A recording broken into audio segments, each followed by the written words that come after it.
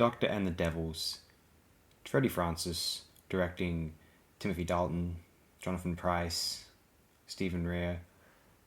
It's an interesting project, one which one hopes lives up to the potential which you could be imagining associated with this scenario, this slew of characters for a production.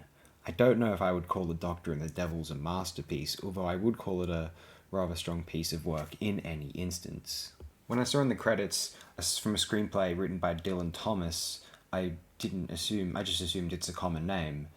No, we are talking of the famous Welsh poet Dylan Thomas.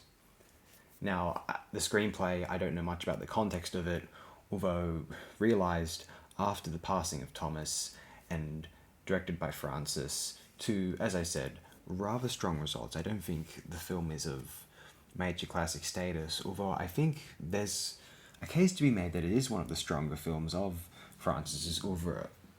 I note some of the criticism of The Doctor and the Devils applies to how miserable, grimy, gothic, and unpleasant it is.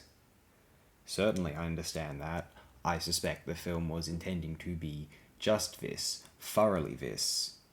Some people would consider those positive attributes of a film, especially those more inclined toward the horror genre. So, if that must be the case, consider this an endorsement of The Doctor and the Devils, from the very good Freddie Francis. Next time, the Swan Song.